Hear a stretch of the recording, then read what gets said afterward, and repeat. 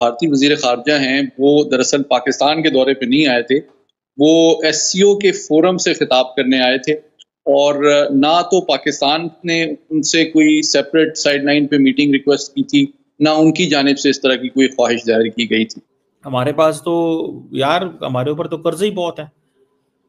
बात तो वज़ीर आज़म ने सही की है, ठीक है कि भाईजान जोड़ा है ना कर्जे बहुत ने की करिए। कोरोना आ गया, फ्लड्स आ जाते हैं, बिलियंस ऑफ डॉलर्स की प्रॉपर्टी वॉश हो जाती है, बड़ा कुछ हो जाता है। तो हम क्या करें? पाकिस्तान आने का मकसद कोई पाकिस्तान से ताल्लुकात में इम्प्रूवमेंट लाना, मकबूजा कश्मीर में अपने तर्ज अमल में तब्दीली लाना, पाकिस्तान के अंदर जो दहशतगर्द तंजीमें हैं उनकी पुष्ट पनाही से की पॉलिसी को रिव्यू करना, ये सब नहीं था। डॉक्टर एस जयशंकर ने पाकिस्तान में घुस करके कहा था ना, घुस के मारेंगे, तो पाकिस्तान में एंटर करके उन्होंने पाकिस्तान के वजीर आजम को आईना दिखाया और साफ लफ्जों में कहा आतंकवाद, अलगाववाद, कट्टरवाद नहीं चलेगा। दिया उन्होंने कहा कि पाए ने जी है ना टेररिज्म के उत्ते गल करिए ते तां बेसिकली वो कह रहे हैं कि हम आपके साथ मूव ऑन कर सकते हैं। That's how we can move on. अपने से निजात चाहते हैं, अपनी खुशहाली चाहते हैं, तो हमें अपनी एक्सपोर्ट्स को बढ़ाना है, तो यकीनी तौर पे अपनी तिजारती मंडी को मजीद फरोग देना और नई मंडियां तलाश करना हमारी कौमी सलामती की एक रिक्वायरमेंट है। तो इस वक्त मैं समझता हूँ पाकिस्तान के पास ये ऑप्शन नहीं है कि हम एक बड़ी ताकत के साथ मुकम्मल तौर पे खड़े हो जाएं। इसमें जो जयशंकर साहब का जो आना था, पहले तो ये सोचा जा रहा था कि शायद फॉरेन मिनिस्टर भी ना आए, मगर आपको याद होगा मैंने ये कहा था कि मेरा ख्याल है कि फॉरेन मिनिस्टर आएंगे जी। तो जब वो आए तो उससे पहले ये स्पेकुलेशन हो रही थी कि वो बड़ा वो स्टिफ अपर लिप रखेंगे और बड़ा कोई खास स्माइल वाइल नहीं करेंगे और बड़े कोल्ड शोल्डर देंगे। बात के काले चश्मे पे बहुत बात हो रही है, ऑब्वियसली बाप गया था भाई, और मैंने तो ट्वीट भी किया तेरा बाप आया है, मैंने तो ट्वीट भी किया था उस गाने के साथ।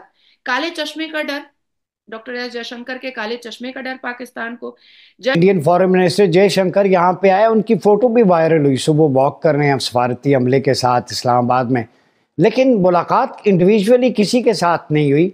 कोई साइंस ऑफ जेस्चर जो डिप्लोमेटिकली नॉन वर्बल कम्युनिकेशन में बड़ा काउंट होता है, वो भी हमें नजर नहीं आया। आप पूरा इंडियन मॉडल देखें। इंडियन मॉडल क्या है कि they have a digital payment methods, UPI जिसे आप कह लेते हैं। द क्वेश्चन इज कि इफ इंडियंस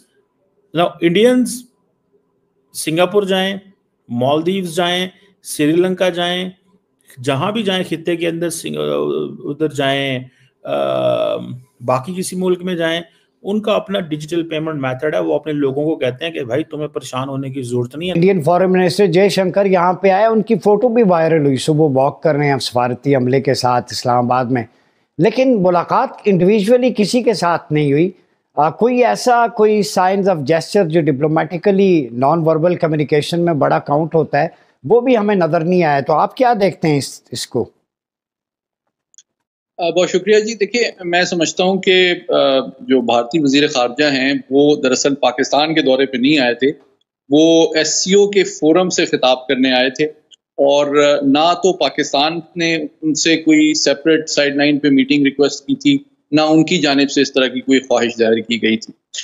दूसरी बात ये है कि जिस तरह अभी इम्तियाज़ साहब भी कह रहे थे, उसी बात को मैं थोड़ा सा आगे बढ़ाऊँगा कि देखें, अमेरिका जो है वो भारत के लिए अब तस्वीराती और माशी एतबार से ज़्यादा अहमियत रखता है, और उसका सबूत ये है कि एससीओ की समिट से चंद दिन कबल एक बड़ा इजलास आसियान के फोरम का था जिसमें वज़ीर आज़म मोदी ने शिरकत की थी।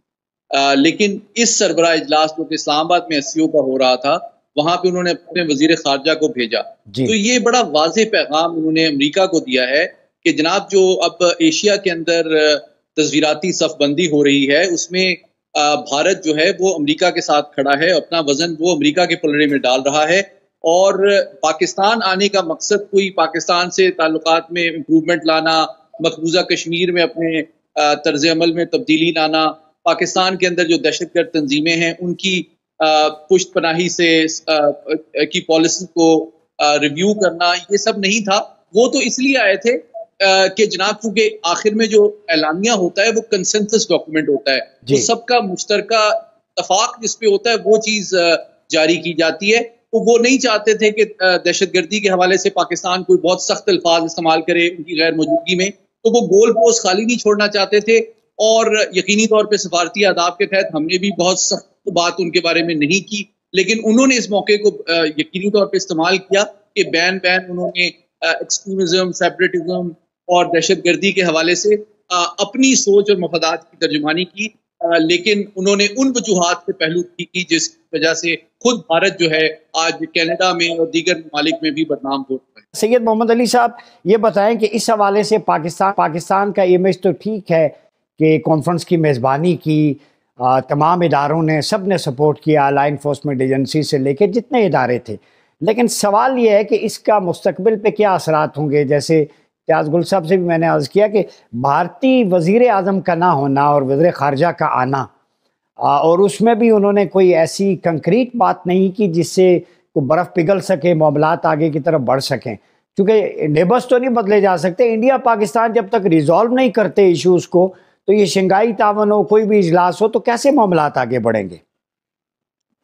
देखिए, मैं इस हवाले से थोड़ी सी एक मुख्तलिफ राय रखता हूँ। मैं ये बताना चाहता हूँ कि देखें, बुनियादी तौर पे SCO जो है ये 4 खित्तों को आपस में मुंसलिक करने वाली तंजीम है जी। सबसे पहले शुमाल मशरकी एशिया जिसमें मंगोलिया और चीन शामिल हैं, फिर वस्ती एशिया के ममालिक हैं, और फिर मशरकी यूरोप के ममालिक हैं, बेलारूस और रशिया, और चौथी सतह पे जनूबी एशिया। और ये भी आप जानते हैं कि जनूबी एशिया आखिर में लेटर स्टेजेस में SCO का रुकन बना है जी। तो जब पाकिस्तान और भारत SCO में मेंबरशिप के ख्वाहां थे, तो मैं ये बताना चाहता हूँ चीन और रूस दोनों में ये एहतमाल पाया जाता था कि ये पाकिस्तान इंडिया अपने जो बाहमी मसाइल हैं ये लेके हर फोरम पे आ जाते हैं, इसकी वजह से वो तरक्की नहीं करते। तो मैं इसको जरा वाजे करना चाहता हूँ कि जो SCO का फोरम है वो इस तरह के जो बायलैटरल मामलात हैं उसके लिए नहीं है। और दूसरी बात, जो सिफारती आदाब भी हैं और जो नॉर्म्स हैं उसके तहत पाकिस्तान ने उन मामलात पे बात की। आपने वज़ीर आज़म का एक बड़ा कंस्ट्रक्टिव पॉजिटिव खिताब भी सुना कि उन मामलात पे बात की जाए जो हम तमाम ममालिक के मुश्तरका मफादात से उनका ताल्लुक है, और वो एरियाज ऑफ कन्वर्जेंसेस हैं। उन्होंने एरियाज ऑफ डाइवर्जेंसेस पे बात नहीं की, ताकि आप ग्रेजुअली इन ममालिक के दरमियान कनेक्टिविटी, तिजारत, रवाबित जो है वो बढ़ाएं, और आहिस्ता आहिस्ता ये तवीलुल मियाद प्रोसेस है। इसके तहत तिजारत, कल्चरल एक्सचेंजेज, एजुकेशन और एक दूसरे को बेहतर अंदाज में आप समझ सकेंगे। अभी आप इम्तियाज साहब से पूछ रहे थे दिफाई ताउन का, तो ये बिल्कुल सही कह रहे थे इम्तियाज साहब के